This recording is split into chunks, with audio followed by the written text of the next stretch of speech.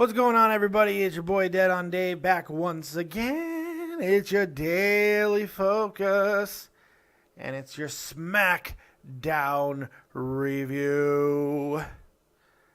Speaking of SmackDown reviews, I just watched Joe Cronin's, the one I didn't get told about, the one I had no idea was going on. You know, it's not like I co-hosted or anything. Why should I know? I just watched his review. He calls me out multiple times during the show. Of course, I'm not there to defend myself. Makes a bunch of statements that I didn't even say, really. Here's what I said. This is what he said. This is where the controversy came in.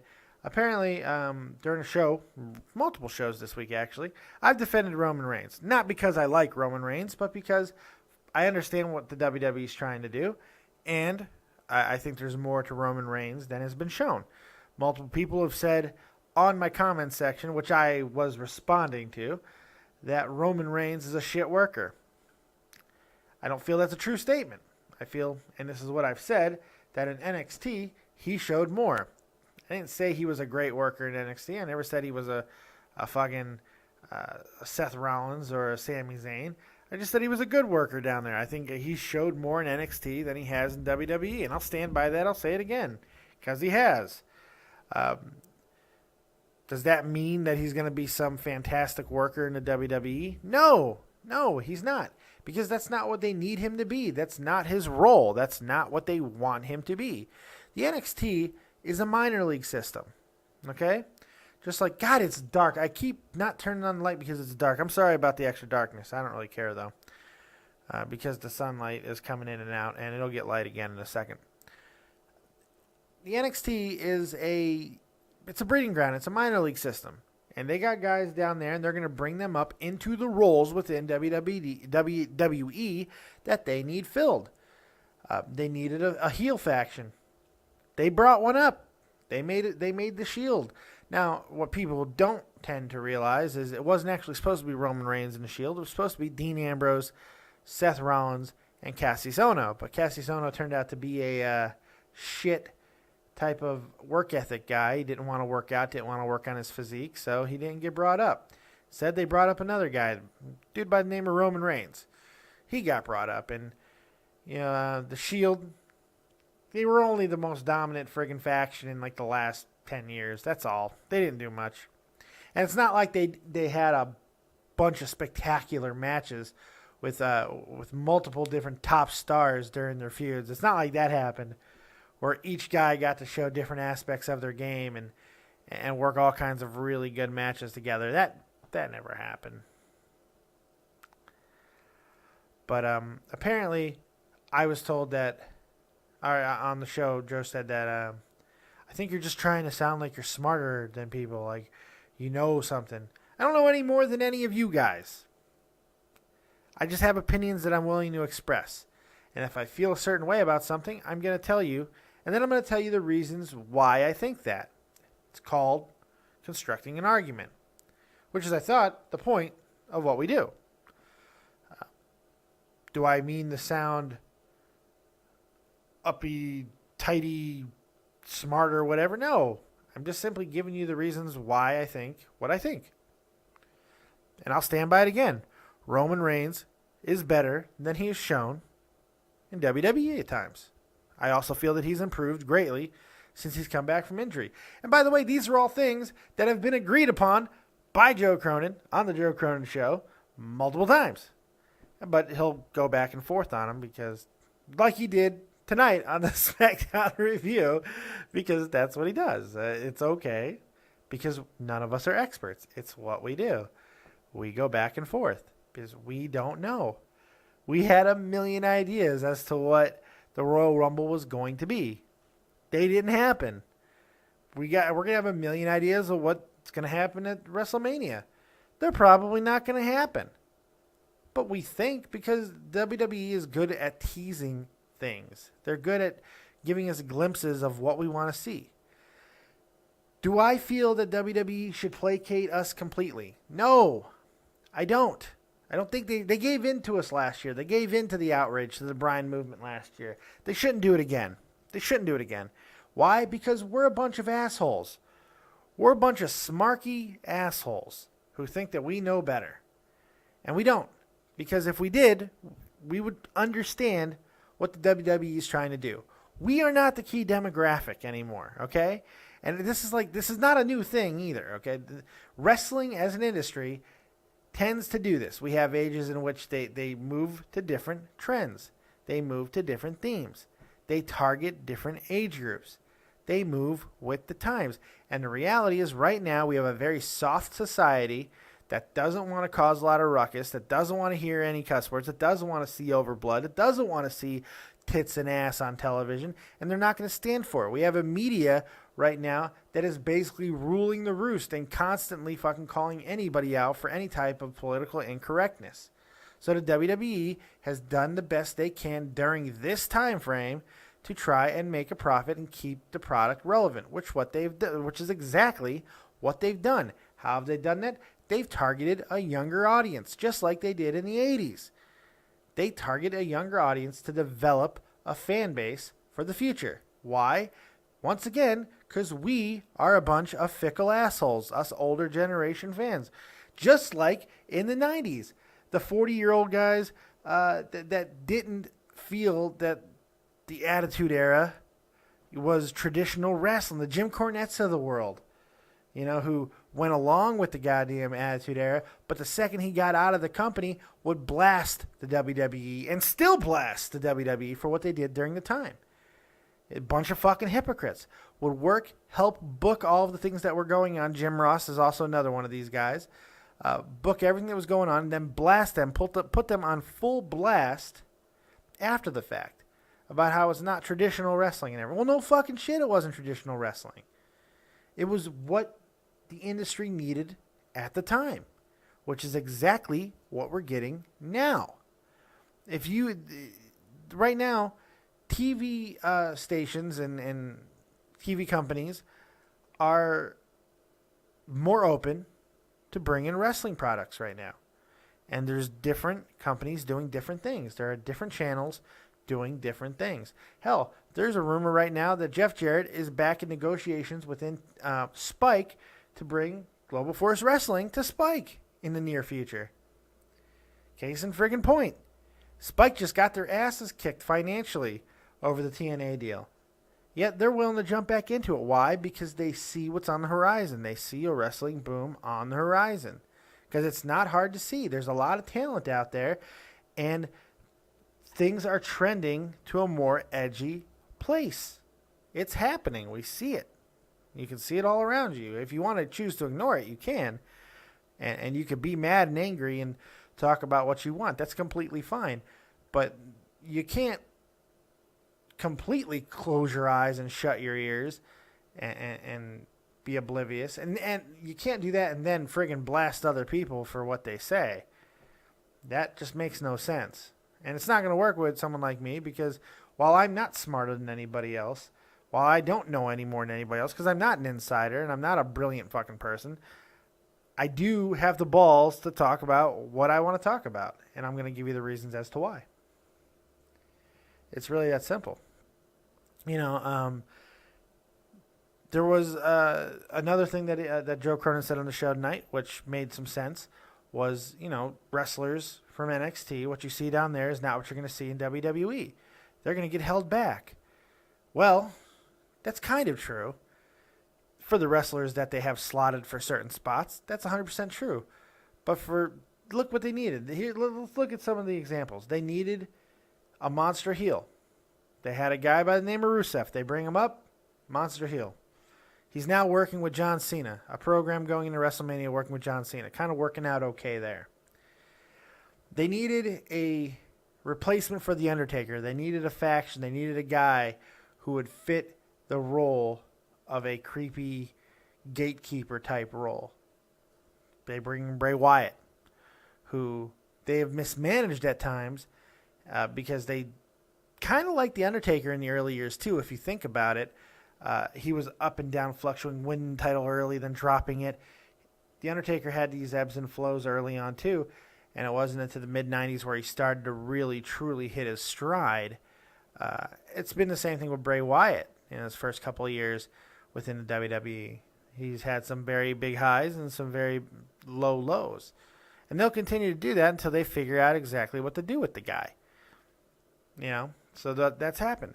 But to say that everybody is going to be held back is just a ridiculous statement. Those who can work and do the amazing, spectacular things, they get a chance to do it. The Shield did it for a long time when they were together. They had fantastic matches with the Wyatts. How about the match with the Wyatts? How about that friggin' match? Was anybody held back there? Was anybody minimized in that match? How about the feuds that with Ryback and Sheamus and Cena and all the different variations and Randy Orton and all that stuff where they would all be going at it? I believe they even had a match at WrestleMania, 6-man tag. There was no holding back in that. Why? Because there does need to be. Seth Rollins on his own hasn't been held back one fucking bit. We've basically seen his entire repertoire. He was a heel. He's been a heel since he's broke ranks with the Shield. So he's worked more heel-type matches. The high-flying stuff is limited. But what did he do when he really needed to go to the well, dig deep in that well at the Royal Rumble?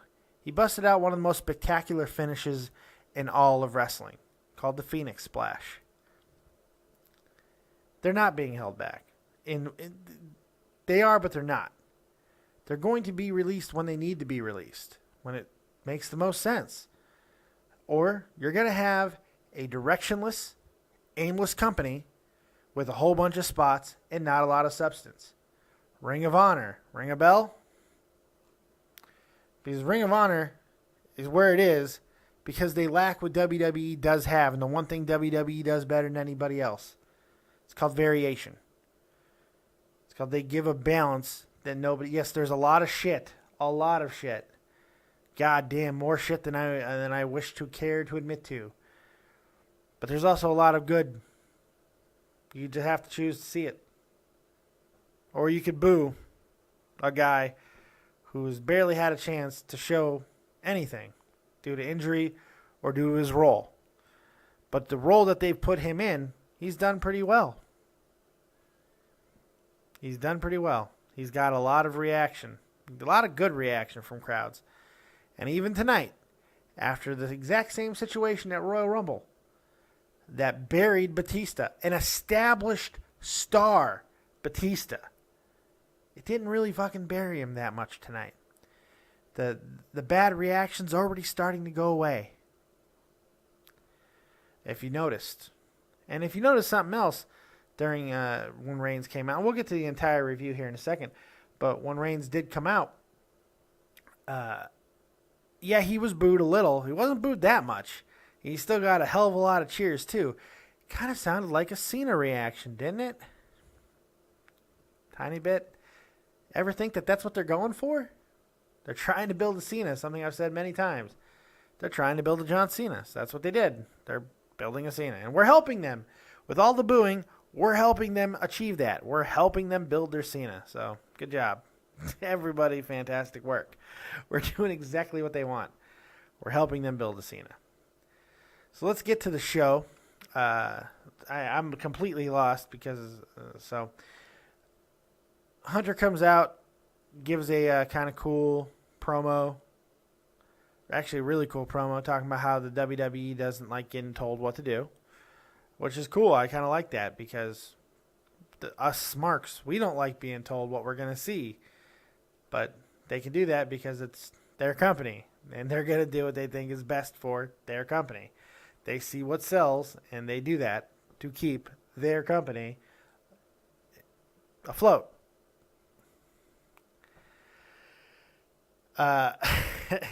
He also had a very edgy promo at times during it, which I thought was pretty cool. He worked this promo more like a DX member, the Hunter of old, than the Hunter that we're used to. You know, I thought that was kind of cool. Did a lot of Deflategate stuff. It was pretty cool. He said there's a big announcement on Raw that's going to change everything. It's going to shake the foundation of WWE. He talked about the controversy at the Royal Rumble. It's probably not what we think it's going to be. It's probably going to be the Curtis Axel thing, which is going to make some people kind of crazy because it is a full troll job. But at the same time, I think it'll be kind of funny, too. Fuck you guys. I don't care what you think. We're going to do what we're going to do. We gave in to you last year. We're not going to do it again. And you know what? They shouldn't. They shouldn't, because here's the reality. People are still going to come to the shows. They're still going to watch. They're still going to fork over the money. They're still going to do it. And us smarks, us guys who think we know better, we're just going to come along for the ride, because we know, even though we like to say things are like it's going over the cliff, things are horrible, it's not as bad as we always like to say it is. It's bad. It's bad. At times, it's really bad. It's not that bad. I mean, it's not worth all of the booing. It's not worth all of the insanity and extra drama, and especially when you're getting a decent product. Like the show tonight. It was fairly decent. It was fairly entertaining. So we get the Reigns Big Show match. As Reigns comes out, gets his first pop since the Royal Rumble. Was not as bad as everyone thought it was going to be. Reigns and Big Show work a Reigns Big Show match. We've seen it a million times. Wasn't anything spectacular. Big Show did seem to be going the extra mile to put Reigns over. He took a spot off the top rope. He basically threw himself off the top rope.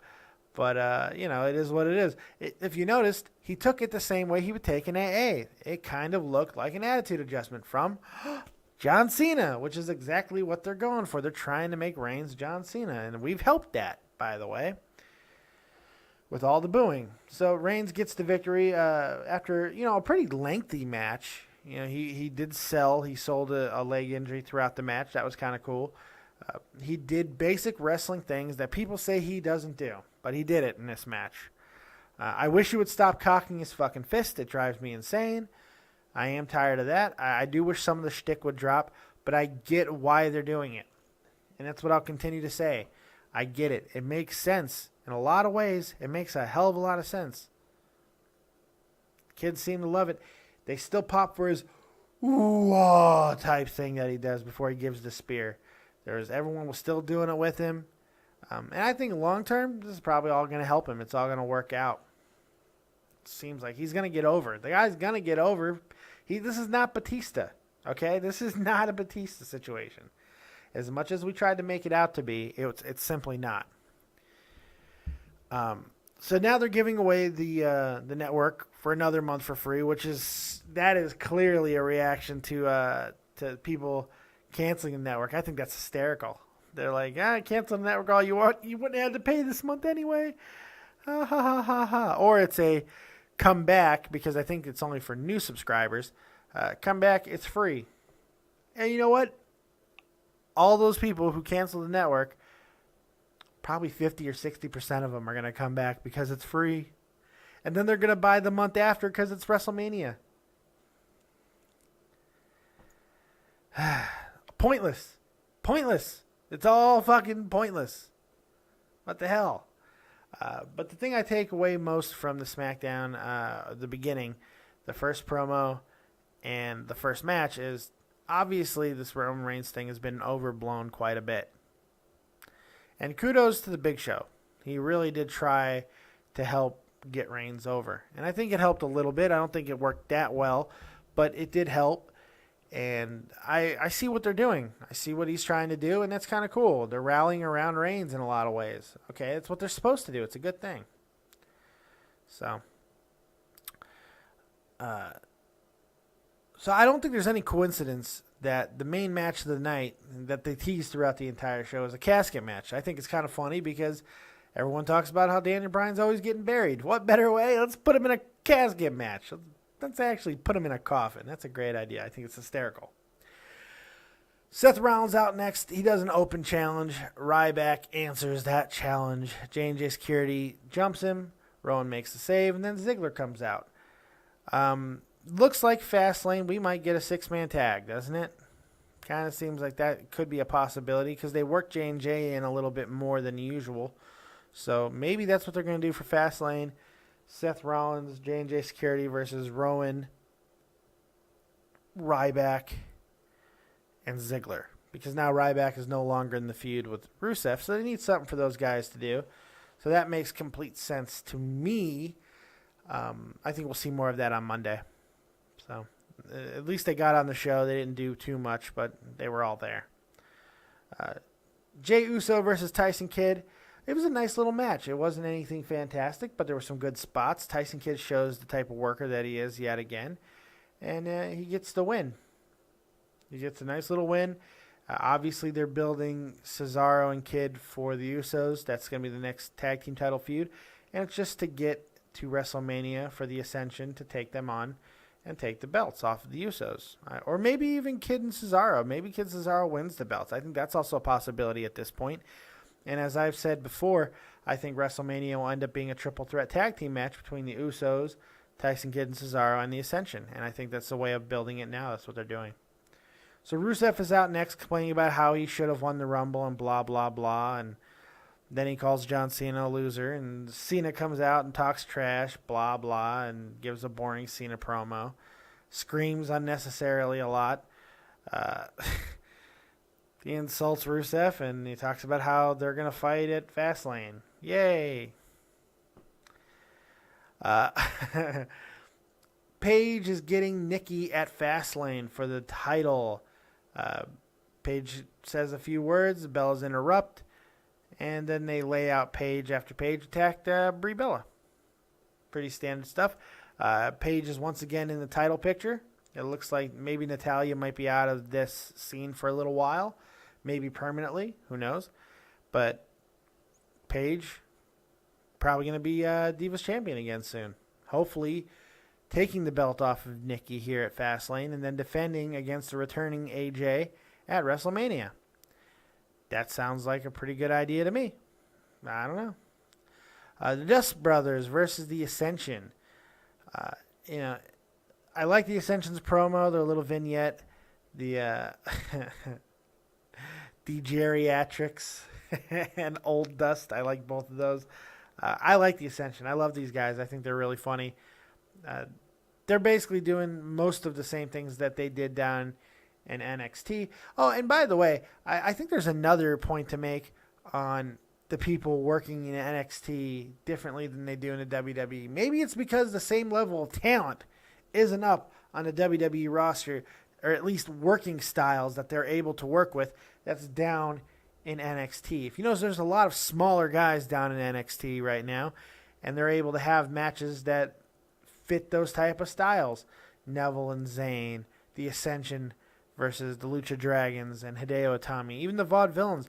There's not a lot of bigger guys down in NXT, or limited. There's a lot right now up on top in the WWE. There's a lot of limited guys. There's just a bunch of guys on the roster that are limited in what they can do. I think the more the roster opens up and we get guys who are more versatile and able to do more, we're going to see more out of them. It only makes sense. You know, I mean, it's what we've seen in the past, and that's all I can base things off of, is what we've seen in the past, and I see the trends that we've seen before, and I think that it's going to continue to evolve that way. So, teased a bunch of tension between the Dust Brothers at both the beginning and the ending of the match that they lost, both with Stardust. Stardust seemed to be doing very weird things, but not sure who's going to be the heel here. It makes more sense to have Goldust be the heel, but he was kind of the guy talking the voice of reason to Cody later on in a backstage segment that was shown after the show. It was on the app or whatever, backstage. So I'm not sure who's going to be the heel here. Goldust might be working this match, because I still believe they're going to be having a feud between Cody and Goldust going into WrestleMania, and it looks like Goldust might be working the face, even though I thought that he would probably be working the heel here to try to help Cody get over as a face, since Cody has worked most of his career as a heel, and he's failed to get over in that regard. But, you know, he got over really well as Stardust, especially when Stardust turned out as kind of a face, and the more that he's gone heelish, the less people have responded. It's because Cody Rhodes doesn't work well as a heel. It's real simple. So it's going to be interesting to see how they do that at Mania, but I do think that match is happening. Oh, my God, I'm dying. I'm dying. Holy crap. So the Ascension win.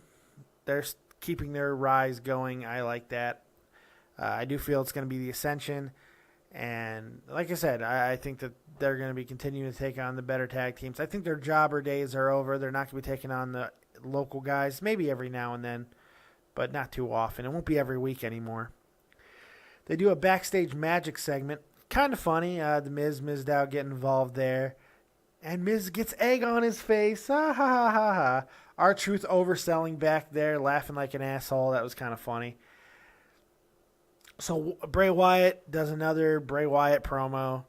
Makes obvious references to The Undertaker. Makes obvious references to the dead man. Saying, I fear no man living or dead. And kind of right on the nose, WWE, huh?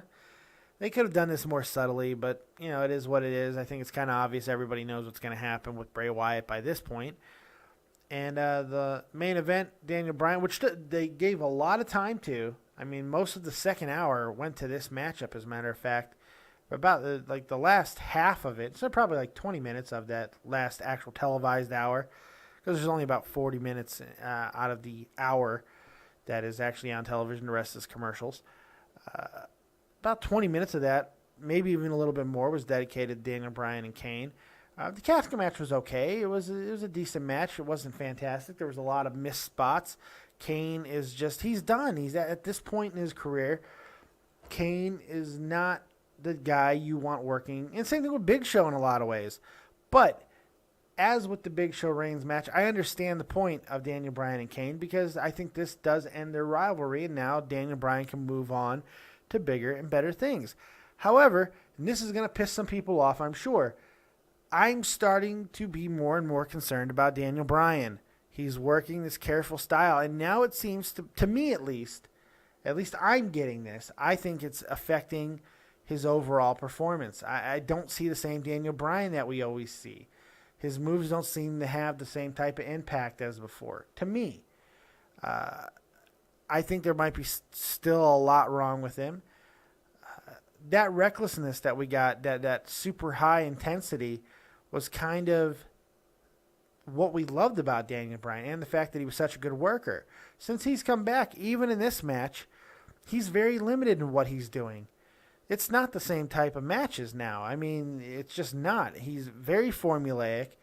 His moveset has been cut down drastically.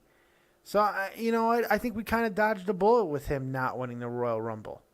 Because this Daniel Bryan right now is certainly not the type of guy that we want to see take on somebody in a lengthy, long match. Because right now we're not seeing the same Daniel Bryan we saw previous to the injury. We're seeing a different Daniel Bryan. Is he going to get healthier? Sure, he could. He could easily get healthier. It could be. It could take some time, but I mean, there's no reason to think that he can't bounce back from it and become Daniel Bryan we know and love. I think it'll end up happening, because Daniel Bryan's one of the best workers we've ever seen. I still fully believe that. I don't feel very good. Ugh. So yeah, there it is. That's the SmackDown. I mean, it wasn't spectacular. I feel that they missed an opportunity. I think this SmackDown had to be bigger than what it was. But the reality is, I think a lot of people expected the reaction to Reigns and the reaction to the show to be a whole hell of a lot more extreme than it was. The reality is that it wasn't. It wasn't that extreme. The boos died down quite a bit. They're not as one-sided as they were with Batista. So I think there's a lot of optimistic signs that Reigns is going to get back to where he was prior to the Rumble. There'll still be some people booing him, but that's exactly what WWE wants. They want a guy that is going to kind of be on both sides, that's going to have a lot of heat and attention drew to him. Why? Because that's better for them. John Cena's been very good for them for a lot of reasons. And Roman Reigns is going to be too, because that's his role. That's the role that they brought him up in. And honestly, let's fucking thank God that that's the case, because there's always going to be a John Cena, just like there was a Hulk Hogan, just like there was an Ultimate Warrior. Even superstar Billy Graham fit that type of mold. He did it in a heel manner, but I mean, it's the same type of guy. These are the type of guys that we get. They're the type of dudes who's always going to be on top of the company. It's not a terrible thing, because it doesn't really take away from anybody else. Because you have different champions. You have guys who are built because of these people. Without Hulk Hogan, there may not have been a Macho Man the way that we got him. There may not have been Ultimate Warrior the way that we got him. Hogan worked with Orndorff. He fucking helped elevate Roddy Piper. John Cena has built the careers of Edge. He had great feuds with Batista, Randy Orton. It's the same thing, and people refuse to see it. And Reigns is going to have that same impact on a lot of guys as well. Because love him or hate him, the fact that he's going to be in the main event picture for now and for the very foreseeable future, he's going to be in these type of career-defining feuds, these career-defining programs that is going to make stars. That's what he is. That's the role they've chosen for him.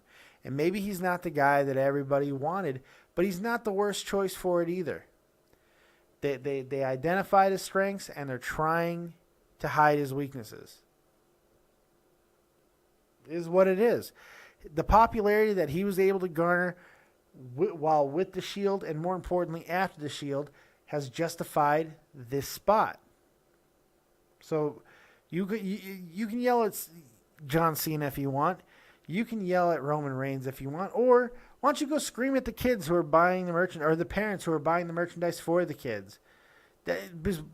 Go yell at your past selves while you're at it, because these kids, they were you. You know, they are who you used to be. They are who we used to be. I was a fucking Hulkamaniac. I had every piece of Hulk Hogan merchandise there was. When I grew up, I realized he sucked. That's what happens. Getting old is shit. It's terrible. You know what those kids aren't worried about? They're sitting in the crowd. They're not worried about kayfabe. They're not worried about if Daniel Bryan gets pushed properly. They're not worried about if Roman Reigns is ready for a spot. No, they're enjoying the fucking product. They're enjoying the product because they're not worried about all this garbage that we are. That's what it is. It's garbage. Enjoy the goddamn show. It's an entertainment program. It's fake wrestling on television. And they don't do a terrible job. Nothing worse than we've seen in the past, at the very least. Because that's the era that we're in. We're in a transition period. And if you're noticing the signs, it's transitioning upwards. It's going back to the type of wrestling that we want to see. And the fact that it exists in other organizations on television right now should be a promising sign to you guys. So as I always try to say, think about things logically, think about things rationally, and try to enjoy the show. That's all I got. Make sure you like, subscribe, and share. This is Dead on Dave Productions. I'm going to go take a swim. You guys are the best viewers in the world. And I'll see you soon. Hopefully on State of WWE this week. But Corona might do it on his own. He might not call me again. Who knows? I don't know. All right, guys. Thanks. And we will see you very, very soon. Make sure you check out all your Dead on Dave merchandise at the Dead on Dave shop. deadondave.spreadshirt.com. Make sure you check all that stuff out. We will see you soon. Peace.